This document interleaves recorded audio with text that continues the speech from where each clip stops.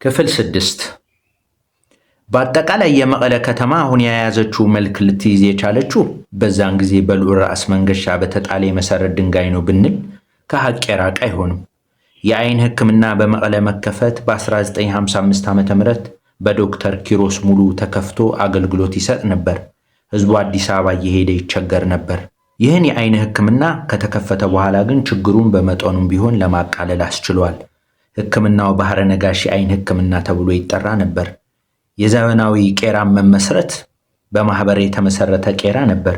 ይህ ቄራ የውጭ ዜጎች የእስራኤል ዜጎች የነበሩበት ሲሆን ቄራው ማህበሩ ራሱ በሬዎች እየገዛ እያረደ ለህዝቡና ለውጭ ሀገር የሚሸጥ ነበር። ለስጋ ነጋዴዎችም የስጋ ምርመራ አገልግሎት ይሰጥ ነበር። የራስ አሉላ አባ ነጋ አውሮፕላን ማረፊያ የኢትዮጵያ አየር መንገድ ከ1957 ዓ.ም ጀምሮ ለመቀለና አክሱም መደበኛ መስመር ከፍቶ አገልግሎት መስጠት ጀመረ።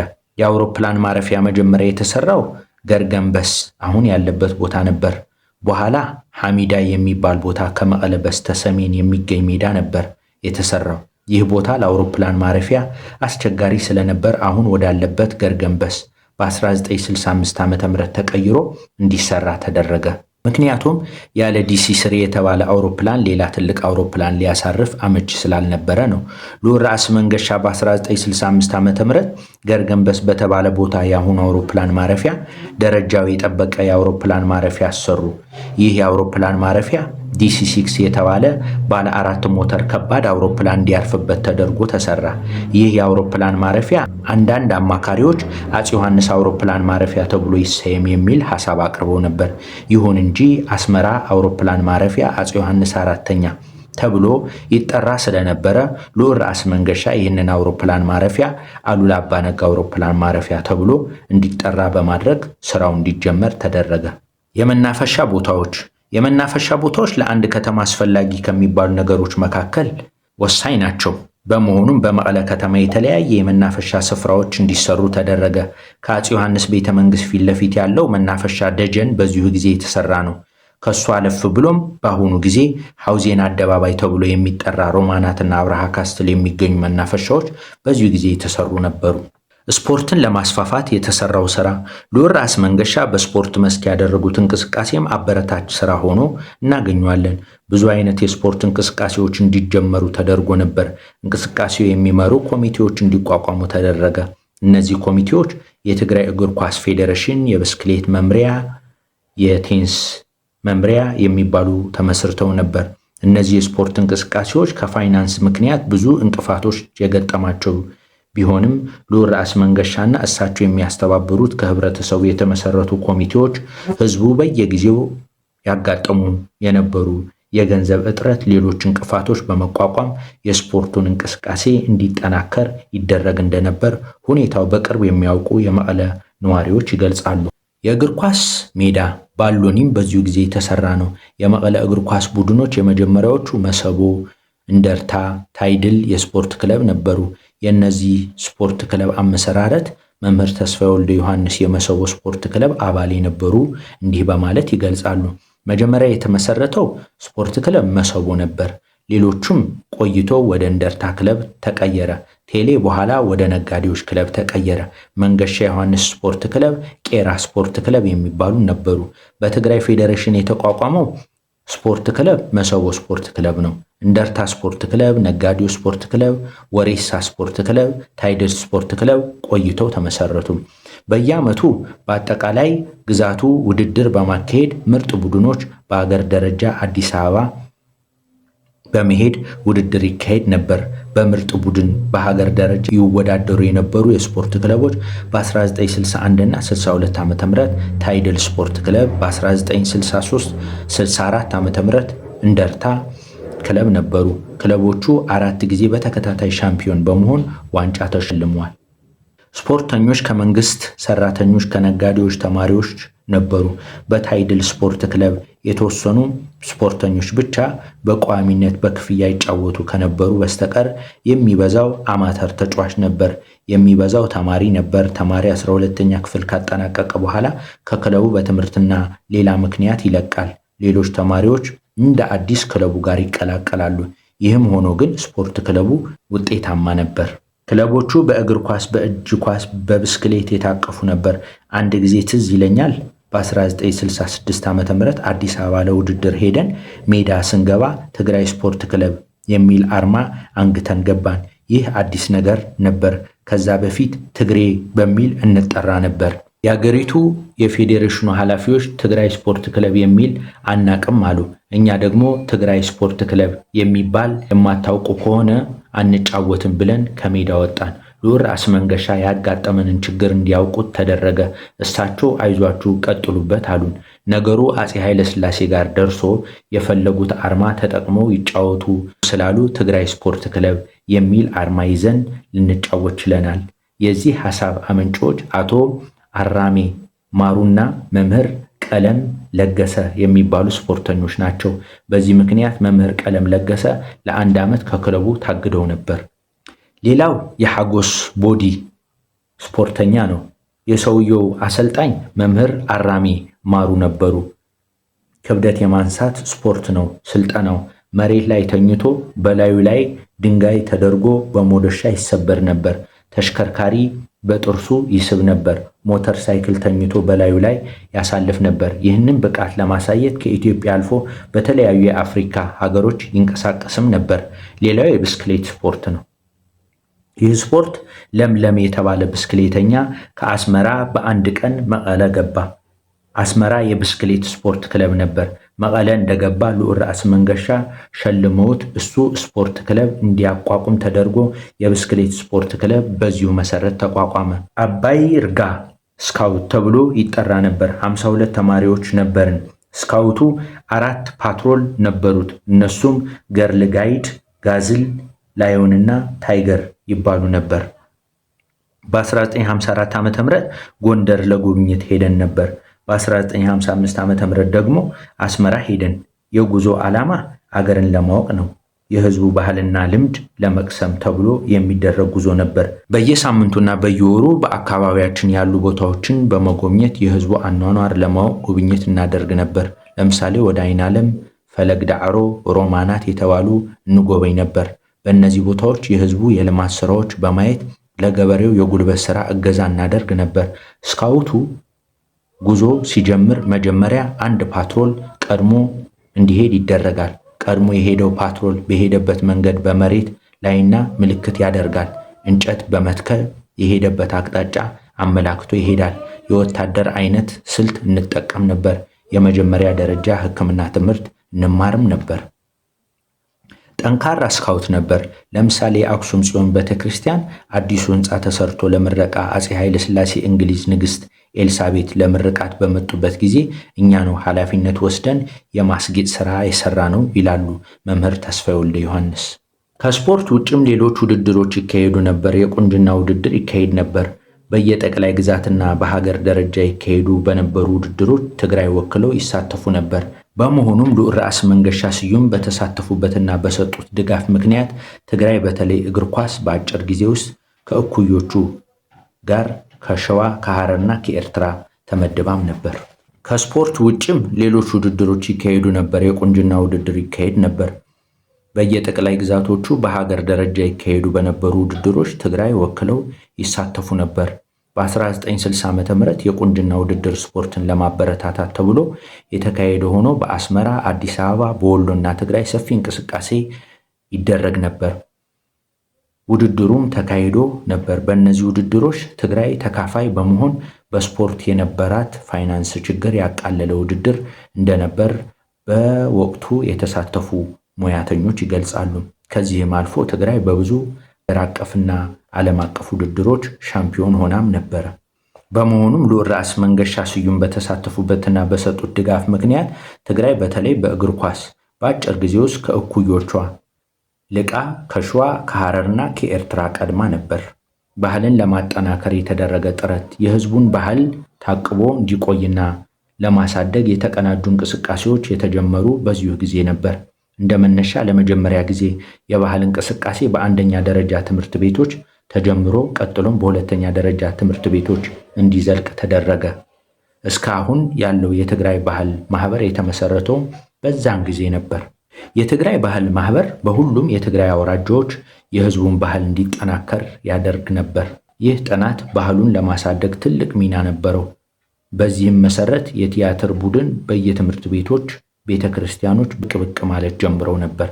የተማሪዎች ቲያትር ቡድን በየትምህርት ቤቱና በሃይማኖት በዓል በመንቀሳቀስ ትምህርት አዘል መልእክቶች ያስተላልፉ ነበር። ስለሆነም ወጣቱና ህብረተሰቡ ብሔራዊ ስሜት እንዲታነጽ ጥረት ተደርጓል።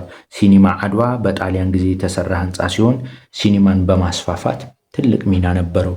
በመቀለ ማዘጋጃ ቤት አዳራሽም የፊልም ፕሮግራም እንዲቀርብ በማድረግ ባህልን እንዲስፋፋ ይደረግ ነበር። በተጨማሪም ወጣቱ ትውልድ የሥራ ተነሳሽነት እንዲያሳድግ ቻይና ፊልም በማስመጣት መቀለ ማዘጋጃ ቤት አዳራሽ እንዲታይ በማድረግ ምርጥ ተሞክሮ እንዲቀስም ይደረግ ነበረ። የመቀለ ከተማ ሲኒማ ቤትም ባህልን በማጠናከር የራሱ አስተዋጽኦ ነበረው። በመቀለ አንድ ሲኒማ ቤት ነበረ። ይህ ሲኒማ ስፖርት ሲኒማ ቤት ይባል ነበር። ይህ ሲኒማ ቤት ሲቋቋም ዶክተር ሀብተ ማርያም አሰፋና አቶ ሐዱሽ ኑር ሁሴን በተባሉ ሁለት ሰዎች ስም የተቋቋመ ነበር። አቋቋሚዎቹ ፍቃድ ለግላቸው ከተሰጠ በኋላ የግል ጥቅማቸውን ሳይፈልጉ የሲኒማ ቤት ማቋቋሚያ ዕቃዎችን ለማስገባት 21,000 ብር ወጪ አድርገው ለማስመጣት ከቀረጥም ነፃ ሆኖ ሊገባ የሚችልበትን መንገድ በመግለጽ የግል ጥቅማቸውን ለህብረተሰቡ እንዲሆን ፈቅደው ቀጥሎ ባለው የግላቸው ጽሑፍ በማቅረብ መስጠታቸውን ያረጋግጣሉ። በአዲሱ ማዘጋጃ ቤት ህንፃ ውስጥ ሲኒማ ቤት አቋቁሜ እንድሰራ ከልዑል ጌታዬ ራስ መንገሻ ስዩም ተፈቅዶልኝ ዕቃውን ከውጭ ሀገር ለማስመጣት ውሉን ተቀብያለሁ።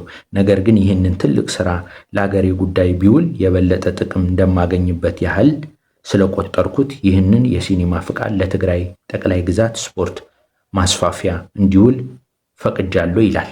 ወወክማ መመስረት ጥቅምት 23 1962 ዓ.ም ከከተማ መቀለ በተውጣጡ የመንግስት ሰራተኞች፣ ነጋዴዎች ልዑል ራስ መንገሻ የክቡር ፕሬዝዳንት በሆኑበት ተመስርቶ ስራው በውል እንዲጀምር ተደረገ። ወወክማ በወጣቶች ስነ አእምሮ የሰውነት እድገት ትልቅ ቦታ ያለው ነው። ከተመሰረተበት ጊዜ እስከ 1963 ዓ.ም በአንድ ዓመት ውስጥ 35 የቦርድ አባላትና የተለያዩ ኮሚቴዎች 302 ቮለንቴር ሰራተኞች ማፍራት የቻለም ነበረ። የተለያዩ ስፖርት እንቅስቃሴዎችን በማድረግ ወጣቶች የአካል ጥንካሬ እድገት እንዲኖራቸው ያደርግ ነበር። የተለያዩ ክለቦችም ተመስርተው የትምህርት፣ የመጽሐፍት፣ የቲያትር ወዘተ ወጣቶች በጥሩ ስነ ምግባር እንዲታነጹ ይደረግ ነበር። ይኸውም የሥራ ባህል እንዲዳብር፣ በአጠቃላይ ወጣቶች በስነ ምግባር የታነጹ ዜጎች ሆነው እንዲያድጉ በማድረግ በኩል ትክክለኛውን መስመርም በወቅቱ ይዞ ነበር። ይህ የወጣት ወንዶች ክርስቲያናዊ ማህበር ሲቋቋም አስመልክተው አቶ ታደሰ ካሳዬ የሚከተለውን ይላሉ። ወወክማ ምረቃ ዕለት አሉ የሚባሉ የኪነት ባለሙያዎች እንዲመጡ ተደርጎ ነበር። አስታውሳለሁ። እነ በረከት መንግስተ አብ፣ ፀሐይቱ ባራኺ፣ አብዱልለጢፍ ወዘተ መጥተው ነበር። ልዑሉ ሙዚቀኞችን አስጠርተው አሁን ፖለቲካ ነው ምንቴ ነው ብላችሁ ሳትፈሩ ደስ ያላችሁን ዘፈን ዘፈኑ አሏቸው። ሙዚቀኞች እንደተባሉት ደስ ያላቸውን ዘፈን ሌሊት ሙሉ እየዘፈኑ የምረቃው ተካፋይ ሲያስደስቱ አድረው በነጋታው አስመራ ይሄዳሉ። አስመራ እንዲሄዱ እዛው ያለው የመንግስት የጸጥታ አካል ሳንሱር ያልሆነ ዘፈን ዘፍናቸዋል በማለት ያስራቸዋል። ሙዚቀኞች መታሰራቸው ልዑል ራስ መንገሻ እንዲያውቁ አደረጉ። ልዑሉም አስመራ ላሉ የጸጥታ ኃላፊዎች ወዲያው ስልክ ደውለው እነዚህ ሙዚቀኞች የዘፈኑት ዘፈን በእኔ ኃላፊነት ስለሆነ እንዲፈቱ ብለው ባስተላለፉት መልእክት ሙዚቀኞቹ ወዲያው ከእስር እንዲፈቱ ያደረጉት ራስ ልዑል መንገሻ ናቸው ይላሉ አቶ ታደሰ ካሳይ። ልዑል ራስ መንገሻ በማዘጋጃ ቤት አዳራሽ ህዝብን በመሰብሰብ ሐሳቡን በማቅረብ ቤተ መጻሕፍት ተመሰረተ። ከተሰበሰበው ህዝብ መስራች ኮሚቴ እንዲቋቋም ተደረገ። የተመሰረተውም መስከረም 29 1962 ዓ.ም ነበር። ይህ ቤተ መጻሕፍት የተሟላ ቤተ መጻሕፍት ነበር። የሚያጋጥሙት የፋይናንስ እጥረትም ከህዝቡና ከመንግስት ሰራተኞች በሚገኝ ገንዘብ ይፈታ ነበር።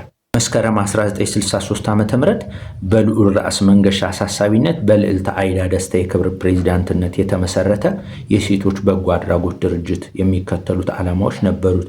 ወላጅ አልባ ህፃናት በምግብ፣ ልብስ፣ መጠለያ መርዳት፣ በአልባሌ ቦታዎች እንዳይውሉ ማድረግ፣ በየቦታው የተጣሉ አካል ጉዳተኞች እንዳስፈላጊነቱ ማገዝ፣ የመማሪያ ክፍል ጥበት ምክንያት የትምህርት ዕድል ያላገኙ ወገኖች፣ በተለያየ ምክንያቶች ችግር ውስጥ የወደቁ ወገኖችን መርዳት፣ ማህበሩ ባስቀመጠው ዓላማ መሰረት የተለያዩ ዕደ ጥበብ ስራዎችን በማስፋፋት ዕድል እየፈጠረ ከአባላትና ከበጎ አድራጎት ድርጅቶች በሚያገኙ እርዳታ በመሰብሰብ የማይናቅ አስተዋጽኦ ያበረክት እንደነበር በማህበሩ የነበሩ ሰዎች ይጠቅሳሉ። ችግረኞቹ ሁልጊዜ እየተረዱ ለማኖር ስለማይቻል በቀጣይነት የራሳቸው የገቢ ምንጭ እንዲያገኙ መፈለግ እንዳለበት ሐሳብ ያቀርባሉ። ይህንን ሐሳብ ሲመጣ ለቤት መስሪያ የመጣው ገንዘብ ለዚህ ሙያ እንዲውል በማድረግ የበለጠ ተጠቃሚ ሊሆኑ እንደሚችሉ ታምኖበት በዚሁ መሰረትም የስጋጃ ስራ እንዲጀመር ይወሰናል። ለስራው የሚያስፈልጉ ዕቃዎች ያለ ቀረጥ ከውጭ ሀገር ተገዝተው ያለ ቀረጥ እንዲገቡ በማስፈቀድ ስራው እንዲጀመር ተደረገ። ስራው ሲጀመር አንድ ሰው ተቆጣጣሪ፣ 20 ባለሙያዎች፣ 30 የቀን ሰራተኞች ተቀጥረው ስራው ተጀመረ። በአመት 250,000 ስጋጃ በመስራት ብር 50,000 ገቢ እንደሚገኝ ተገምቶ የተጀመረ ነበር። በዚህ መሰረት ችግረኞቹን በቀጣይነት ራሳቸው ሰርተው እንዲኖሩ ተደረገ። የከተማዋ ገቢ ለማሳደግ ብዙ ጥረት ተደርጓል። መኪና የመግዛት፣ የመሸጥ፣ የመለወጥ፣ ታርጋ የመስጠት ጠቅላይ ግዛቱን ስልጣን አልነበረውም። ልዑል ራስ መንገሻ በዚህ አገልግሎት በመስጠት የሚመጣ ገቢና አገልግሎቱም ህዝቡ በቅርብ ማግኘት እንዳለበት በመረዳት መኪና መሸጥም ይሁን መለወጥ ጠቅላይ ግዛቱ ስልጣን እንዲኖረው በማድረግ የመቀለ ዓመታዊ ገቢ ከ40,000 ወደ 700,000 እንዲያድግም አድርገው ነበር። ከተማዋን ለማስፋፋትም 24 ጋሻ መሬት ለከተማ እንዲከለል ተደረገ። መሬት የተወሰደባቸው ገበሬዎች እንዴት ይሁን የሚል ጥያቄ መመለስ ግድ የሚል ነበርና ልዑል ራስ መንገሻ መፍትሄ አበጁለት። መፍትሄውም የወይዘሮ ሸዋይነሽ አብርሃ የቅርብ ዘመዳቸው የሆኑት በራያ አዘቦ ከነበራቸው 50 ጋሻ መሬት 24 ጋሻ መሬት ተቀንሶ መሬት ለከተማ መቀለ ለማስፋፋት ተብሎ ለተወሰደባቸው ገበሬዎች እንዲከፋፈል አደረጉ።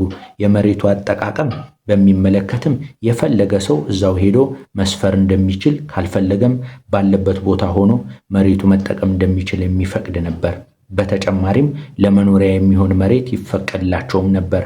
አቅመ አዳም ለደረሱ ልጆቻቸው ከፍለው ቅድሚያ ለመኖሪያ የሚሆን መሬት እንዲያገኙ ይደረግም ነበር። ከዚህ በተጨማሪም ልዑል ራስ መንገሻ መቀለን ለማልማት ባለሀብቶችን መቀለ አምጥተው ሀብታቸውን ኢንቨስት እንዲያደርጉ ይጥሩ ነበር።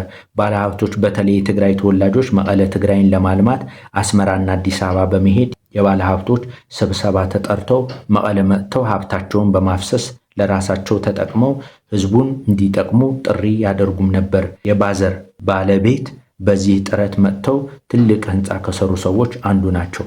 የመሰቦ መንገድ መከፈት ፋይዳው ለመሰቦ መንገድ ስራ ከህዝብ ብር 60,000 ከታይድል 60,600 ተዋጥቶ ከመንግስት ተጨምሮ ከአውራ ጎዳና ደግሞ አንድ ግሬደር እና ቡልዶዘር አስመጥቶ እንዲሰራ ተደረገ። ይኸውም ከሚያዝያ ወር 1954 ዓ.ም ማለት በአንድ ዓመት ውስጥ ተሰርቶ ተጠናቀቀ። በዚህ የመሰቦ መንገድ ስራ የህዝቡ ተሳትፎ የላቀ እንደነበር አቶ አይናለም ረዳ ይገልጻሉ። የእንደርታና ገንበላና ድድባ ደርጋ አጀን የመቀለ ከተማ ህዝብ በጉልበቱና በገንዘቡ ወንድና ሴት ሳይል ጠላ ሽጠው የሚተዳደሩ ሁሉ የተሳተፉበት ነበር። የመሰቦ መንገድ ስራ ከመክበዱ የተነሳ ደጃዝማች ሹም ተንቤን ሐድጉ ለልዑል ራስ መንገሻ ያሏቸውን መጥቀስ ይቻላል። መሐመድ ፈረጅ ቆዳ ለሚያመላልስበት መንገድ እኔ እዚህ ልሙት እንዴ ብሏቸው ነበር ይባላል። ሐጂ መሐመድ ፈረጅ የመቀለ ከተማ የታወቁ የቆዳና ሌጦ ነጋዴ ነበሩ በወቅቱ። እንዲሁም የመቀለ መንግስት ሰራተኞች ነጋዴ ትልቅ ሚና ነበሩ ይላሉ አቶ አይናለም ረዳ። ልዑል ራስ መንገሻ የመሰቦ መንገድ ራሳቸው የመንገዱን ጥናት አካሂደው የተሰራ መንገድ ነበር። ይህንን ስራ ሲጀመር ጣሊያን ሊሰራው ያልቻለው ገደላማ ቦታ ልዑሉ ሊሰሩት አይችሉም የሚል ወሬና ሐሜትም ነበር በወቅቱ። የመሰቦ መንገድ መከፈት ራሱ የቻለ ለመቀለ እድገት ትልቅ አስተዋጽኦ ነበረው። የመሰቦ መንገድ ከመሰራቱ በፊት መኪኖች ከአስመራ መቀለ ሳይረግጡ በኩሓ በኩል ወደ አዲስ አበባ ያልፉ ነበረ። ልዑል ራስ መንገሻ መንገዱን መቀለን ረግጦ ማለፍ አለበት በማለት ከመሰቦ መቀለ መንገድ እንዲሰራ ተደረገ። መንገዱ በመሰራቱ ምክንያት በሰሜን በኩል የሚመጡም ይሁን ከአዲስ አበባ መቀሌ የሚገቡ መኪኖች ትልቅ ይሁን ትንሽ የጭነት ይሁን የህዝብ ትራንስፖርት መቀለ ከተማ ማደር ጀመሩ። በዚህም ሁኔታ ገበያዋና እድገቷ እየተፋጠነ መጣ። መንጃ ፍቃድ በመቀለ ከተማ መከፈት የጀመረውም በዚህ ሰዓት ነበር። ይኸውም ልዑል ራስ መንገሻ ከአስመራና ከአዲስ አበባ ባለሀብቶች ትግራይ መጥተው እንዲያለሙት ያደርጉት በነበረው ቅስቀሳ ከአስመራ አቶ ብርሃነ ተክሉ የተባሉ ባለሀብት መቀለ ከተማ መጥተው የመኪና መንጃ ትምህርት ቤት ስልጠና እንዲሰጡ ፍቃድ ተሰጥቷቸው መስራት ጀመሩ። ይህ ፍቃድ የከተማዋን ገቢ ከማሳደጉ በላይ መንጃ ፍቃድ ፈልገው አዲስ አበባ በመሄድ ለብዙ ወጪ ተዳርገው የነበሩ ዜጎች ነፃ ያወጣም ነበር። ትምህርት ቤቱ ጥራት የነበረው በመኖሩ መንጃ ፍቃድ የሚፈልጉ ሰዎች ከአዲስ አበባና ከሌሎች ጠቅላይ ግዛቶች ጭራሽ መቀሌ መምጣት ጀምረው ነበር።